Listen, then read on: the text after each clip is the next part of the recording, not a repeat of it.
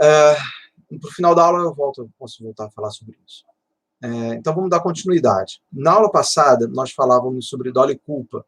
Então, até agora, a gente está trabalhando o fato típico. Então, a ideia, a proposta da aula de hoje, é a gente encerrar, fechar os principais pontos sobre o fato típico.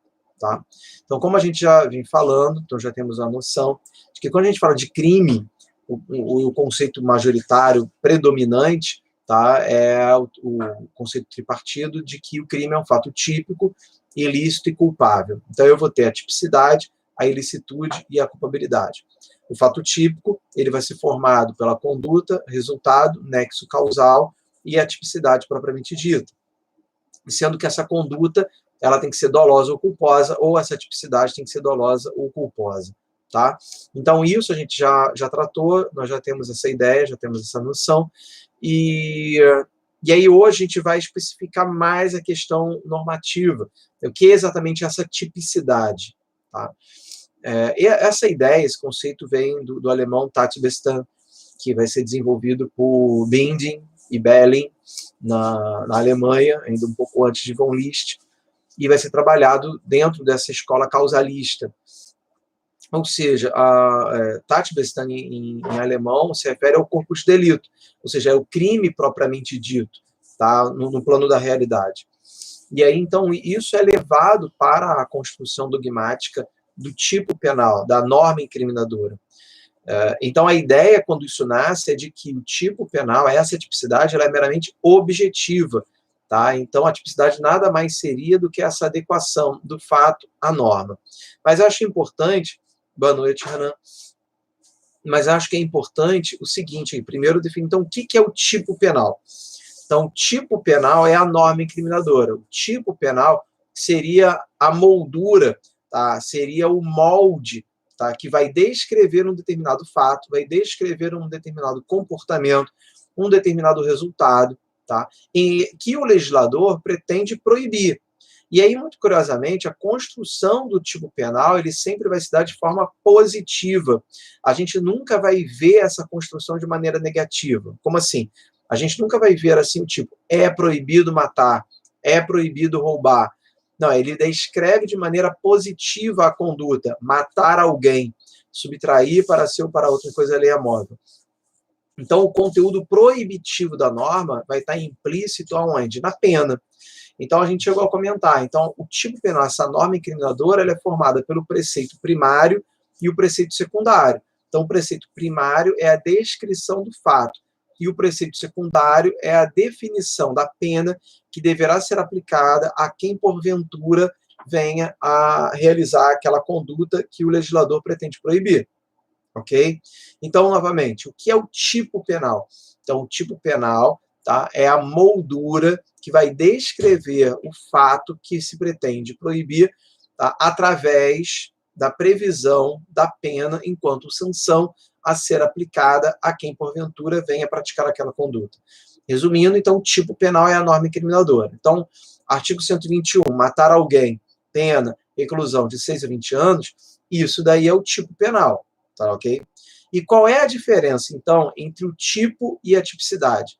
Então, já a tipicidade é a relação de adequação, é a relação de identidade entre o fato praticado e aquele modelo abstrato descrito lá do tipo penal, tá? Então, é como um Lego, um brinquedo de encaixe. Tá? A tipicidade, então, é a adequação, esse encaixe entre, por um lado, eu tenho lá a norma incriminadora, o artigo 121 fala matar alguém. Aí, por outro lado, eu tenho o fato realizado no mundo real. O sujeito pegou uma faca e enfiou lá na garganta do amiguinho e matou o sujeito. Então, esse fato aqui, ele se amolda, ele se identifica com aquilo que está descrito no artigo 121 do Código Penal, matar alguém. Então, que é o tipo. Então, eu posso afirmar que esse fato aqui, que tem a conduta, tem o resultado, tem o nexo causal, tem o dolo, eu posso afirmar que esse fato ele é típico.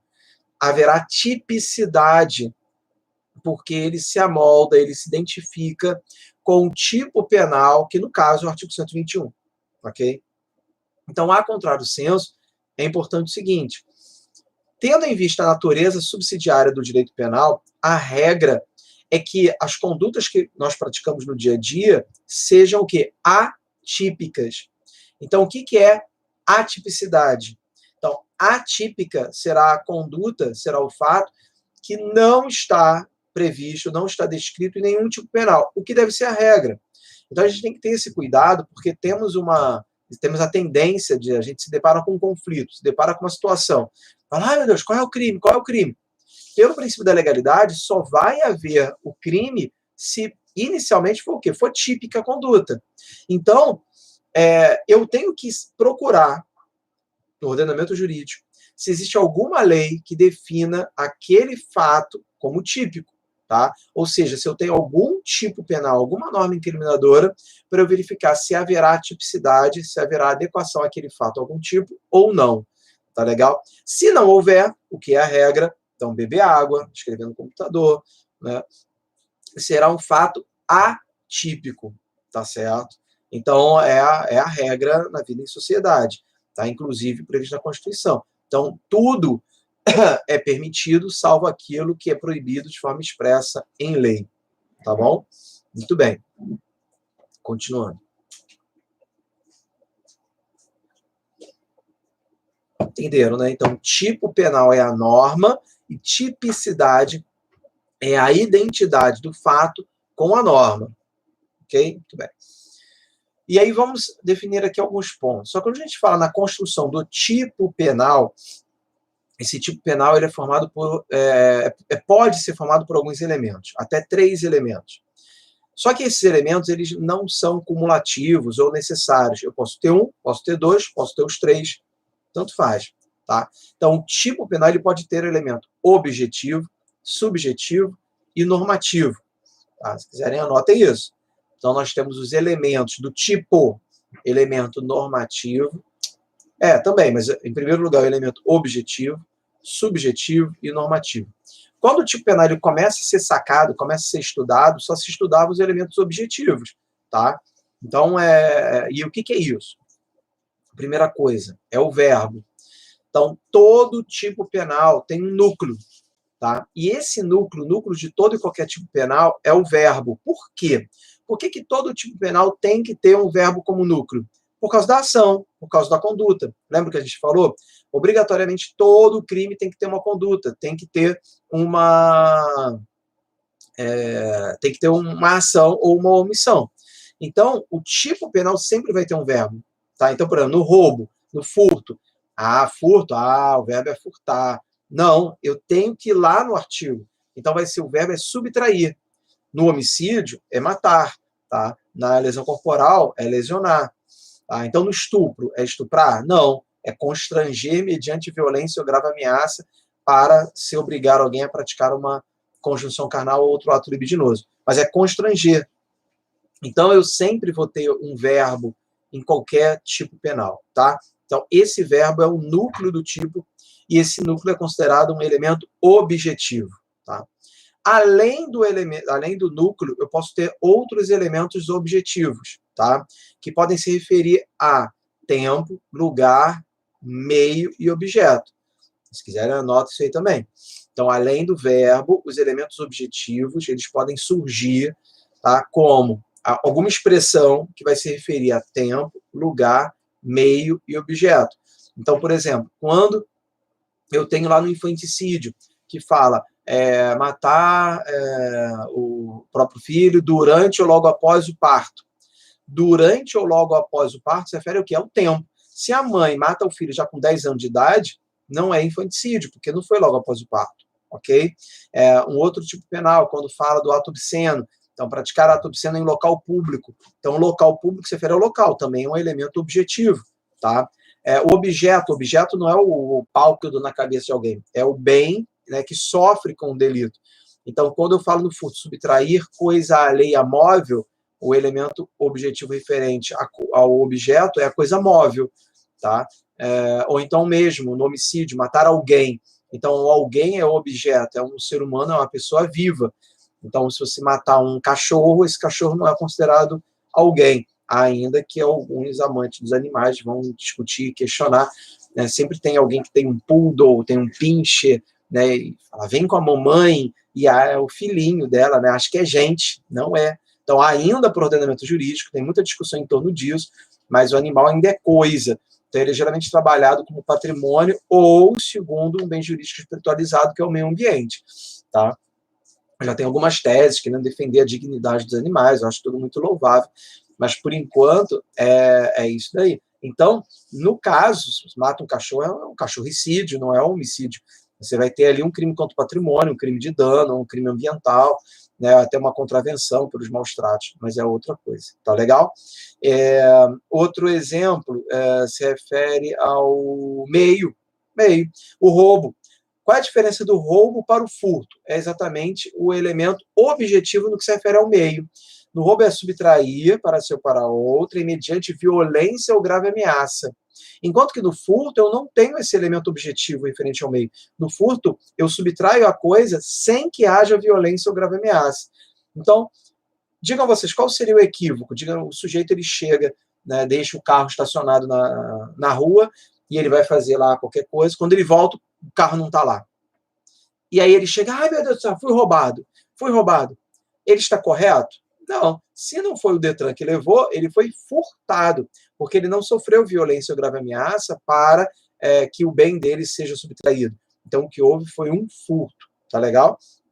Então, a violência ou grave ameaça no roubo traz de um elemento objetivo no que se refere a um meio utilizado do tipo penal, tá?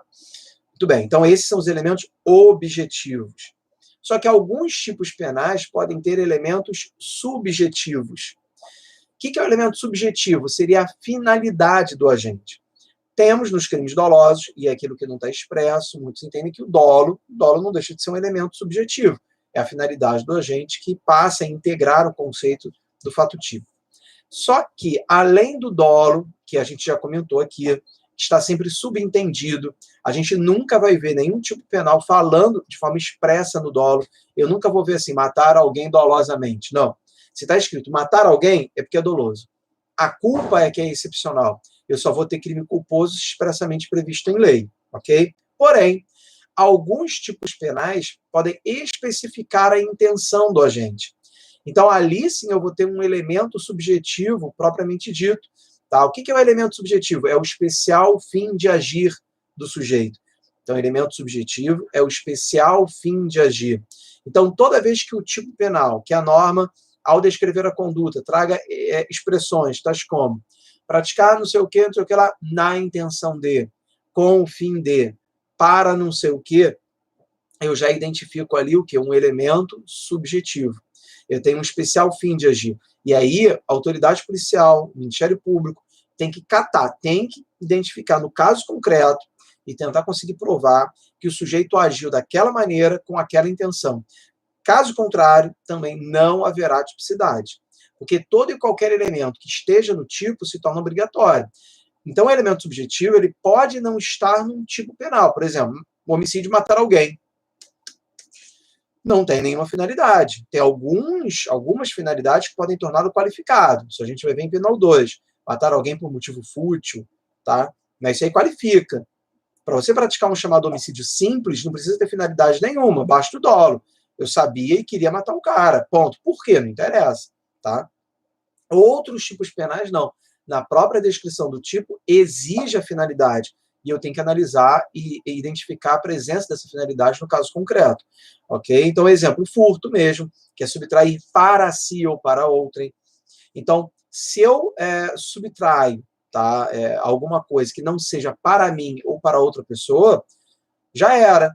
Por exemplo, entende-se que, em razão disso, não se admite no Brasil o chamado furto de uso. O que é isso? Digamos que eu estou na sala, tem alguém ali com o celular, aí eu viro, poxa, rapidinho, que preciso dar uma olhada aqui, acabou a bateria do meu celular, e eu só preciso dar uma olhada na calculadora, você me empresta? Ele, eu ainda, você que é tipo um carregador, sujeito desastrado, vou ficar mexendo no celular.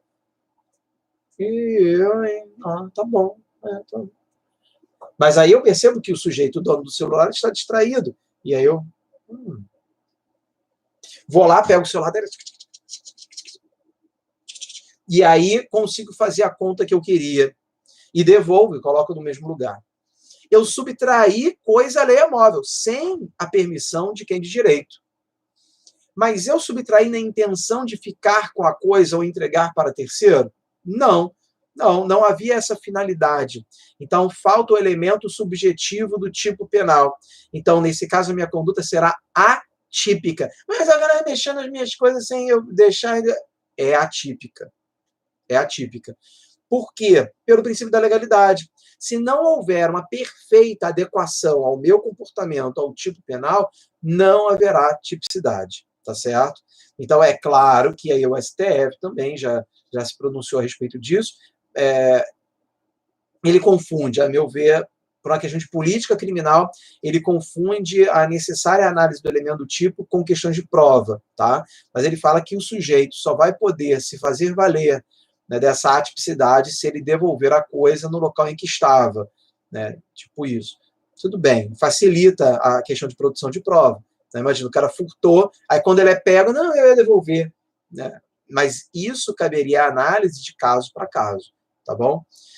Muito bem. Temos outros exemplos, né? Você tem o crime de prevaricação, que é o funcionário público que pratica de maneira irregular um ato de ofício ou deixa de praticar um ato de ofício para satisfazer um interesse pessoal, um interesse ou sentimento pessoal. Está no artigo 319 do Código Penal. Depois vocês deem uma olhada.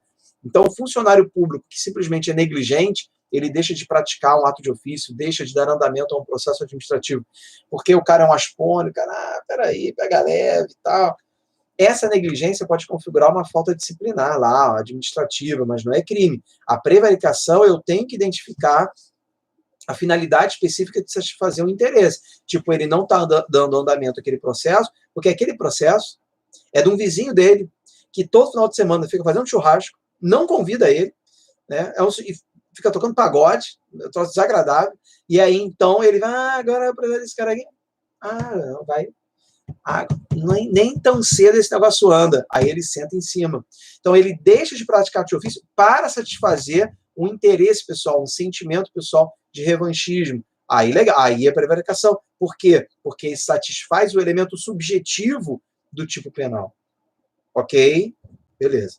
E aí, terceiro, nós temos o elemento normativo, tá? Elemento normativo do tipo penal. O elemento normativo, ele vai surgir ali naquele período ali próximo à Segunda Guerra Mundial, um pouco ali no pós-guerra, um movimento neocantiano, principalmente com autores como Mesger e Max Ernst Mayr.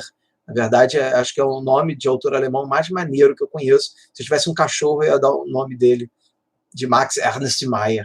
Muito legal. Daí, então, o que acontece? O elemento normativo, e aí a ideia do neocantismo. Qual é a ideia de Kant, quando a gente fala de propostas neocantianas?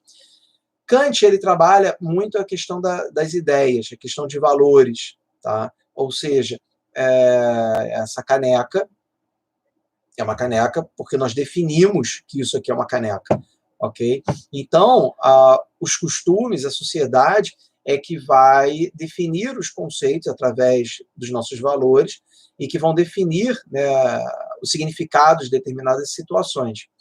Então, eles identificaram que alguns tipos penais têm expressões que precisam ser valoradas segundo os costumes para que eu possa efetivamente entender e aplicar aquela norma no caso concreto. Porque existem expressões cujo significado podem mudar ao longo do tempo, dependendo da região, então de uma cultura para outra, de uma época para outra, o significado daquela expressão, daquela situação, pode mudar. Daí, então, tá, eu preciso estar atento a isso. Então, essas expressões que precisam ser valoradas são os elementos normativos. Então, de novo, o que são elementos normativos? São expressões que estão no tipo penal, que precisam ser valoradas segundo os costumes, para que eu possa me apropriar do seu atual significado em conformidade com a época, com a região, com a cultura, né, do intérprete. Tá legal? Então, veja só, não é interpretação segundo a minha moralidade, segundo o intérprete. Isso se chama solipsismo. Dica cultural da aula de hoje, né, para vocês falarem bonito no jantar do Dia das Mães. que é solipsismo? Solipsismo é o subjetivismo, é aquilo que eu entendo segundo minhas convicções, são as minhas verdades, o que é muito perigoso no direito, muito perigoso, porque a gente tem que estar trabalhando com conceitos presentes na lei, né? E se a lei é um tanto quanto vaga, eu tenho que buscar a verdade dos conceitos em outras áreas, mas passando por critérios científicos. Tá? Então, quando eu falo aqui em valorar as expressões segundo os costumes, eu tenho que considerar os costumes predominantes no corpo social e não aqueles que o sujeito preza. Tá? Então, expressões como indevido. Tá? Então, por exemplo, corrupção passiva, artigo 317. Então, quando 312 é peculato, 317. Solicitar ou receber vantagem indevida, funcionário público. Então, funcionário público que recebe ou solicita vantagem indevida, tá, praticou crime de corrupção passiva. E aí, o que é devido e o que é indevido? É o que está na lei. Tá. Isso aí serve para estagiário, da defensoria, do MP, tá? No cartório, no juizado.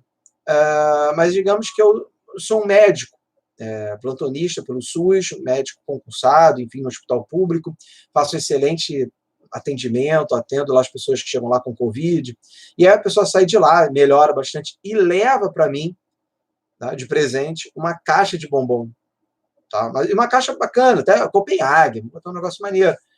E eu, poxa, feliz, legal, bacana, né? Levo para casa escondido, né? Para as crianças não pegarem. E aí, isso está previsto na lei? Não. A lei não prevê a permissão de eu receber caixa de bombom. Mas aí eu posso considerar também o princípio da insignificância, o princípio da bagatela. Eu posso valorar. Os costumes reprovariam o recebimento de um médico de uma caixa de bombom como agradecimento pelo ótimo serviço prestado? Claro que não. Lógico que não. Não, então, isso não chega a ser uma vantagem indevida. Tá? Então, somado, claro, tudo isso dialogando com os princípios, principalmente o princípio da bagatela, tá certo? Porque aí, se o médico já recebe um carro, né, ainda que não seja para obrigá-lo a fazer nada de errado, é só um presente, aí não, isso aí entende-se que poderia contaminar a imparcialidade do agente público e da própria administração, ok? Então, eu tenho que fazer essas análises caso a caso. Um outro exemplo também muito interessante é o do próprio ato obsceno, que está no artigo 233. Então, o ato obsceno é o quê? Praticar ato obsceno em local público, aberto ou exposto ao público. Tá? Então, o que é ato obsceno? Então, o ato obsceno é algum ato que tenha algum cunho, alguma natureza sexual, capaz de ofender o sentimento de pudor público. Esse conceito ele varia muito de época para época. Lembrem que o nosso Código Penal é de 1940. Em 1940, dar um selinho em praça pública, em plena luz do dia, já era um ato obsceno, iam ser levados para a delegacia, tá? Ou para o padre, para exorcizar.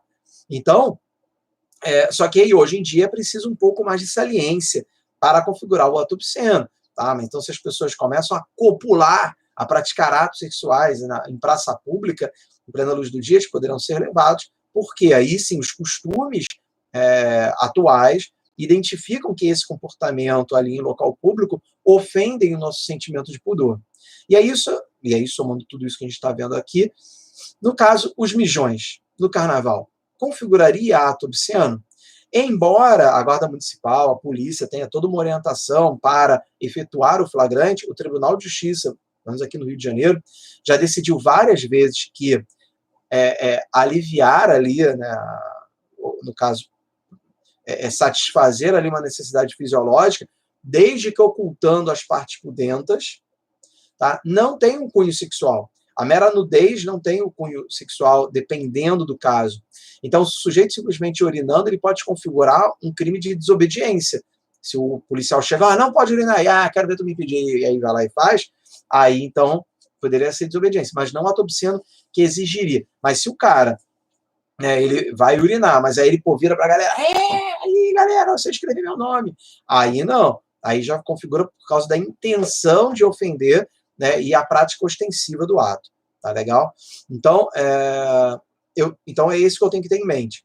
Toda vez que eu tiver qualquer elemento, qualquer um desses elementos do tipo penal, aí então ele passa a ser obrigatório. Então, eu não preciso ter o elemento normativo em todos os tipos penais, mas aonde ele estiver, eu tenho que estar atento para verificar se ele se adequa ao caso concreto para permitir a tipicidade ou não. Beleza? Muito bem. Um último ponto com relação ao tipo penal é o seguinte. Qual seria a função do tipo penal? Tem duas funções, né, principais. O tipo penal ele tem uma função de garantia, uma função de segurança, porque ele expressa o princípio da legalidade. Porque, lembra? O princípio da legalidade, né? Não tem tanto tempo. Só é crime aquilo que está previsto na lei. Então, não há crime sem lei anterior que define, não há pena sem prévia combinação legal. Tudo isso vai estar onde? No tipo penal. Tá? Então, se a conduta que o agente praticou não estiver prevista no tipo penal, o fato é atípico, então não haverá crime, tá bom? A segunda função, a gente chama de função indiciária, tá? A função indiciária significa que o tipo penal indica a ilicitude, que é o segundo elemento do crime. Lembra que a gente também já montou aquele mapa e vai ser a ilicitude o primeiro tema a ser estudado depois da prova. Pois bem, então, de novo, o fato da conduta do agente ser típica, então vai indicar, vai presumir que o fato é ilícito, ok? Aí, só um minutinho. Perdão, alergia. Será ilícito, tá? Então, o que acontece? Quando a gente fala em ilicitude, a gente está falando, tá, de uma afronta ao ordenamento jurídico como um todo, tá? Isso aqui. Quando eu falo na tipicidade, é a adequação, né, da conduta a um tipinho, né, a um artiguinho do direito penal. Né? É como se fossem dois círculos concêntricos. Quando eu pratico o fato típico, matar alguém, eu estou afetando o direito penal, que, por sua vez, por estar inserido ali dentro do ordenamento jurídico, também viola o ordenamento jurídico. Então, essa é a regra. Então, a regra é que todo fato típico também será ilícito. Isso quebra um galho danado. Né? Isso faz presumir de que todo fato típico será ilícito. Essa presunção só vai cair quando eu me deparar com alguma circunstância que venha permitir, venha autorizar aquela conduta, tá? Que serão as excludentes de ilicitude. De novo, via de regra, todo fato típico será ilícito. Só não haverá ilicitude quando me deparar com alguma situação que permita a conduta. Porque qual é a lógica? O que é ilícito? Ilícito é tudo aquilo que é proibido pelo ordenamento jurídico, pelo direito. Se eu pratico uma conduta que se amolda, que eu vejo que tem um dispositivo que permite aquela conduta passa a ser autorizada. E eu posso ter uma conduta que é proibida e permitida ao mesmo tempo? Não. A partir do momento que ela é permitida, afasta-se a proibição. Ela deixa de ser ilícita. São as excludentes de ilicitude, como, por exemplo, legítima defesa, estado de necessidade, exercício regular do direito, tá? O consentimento ofendido,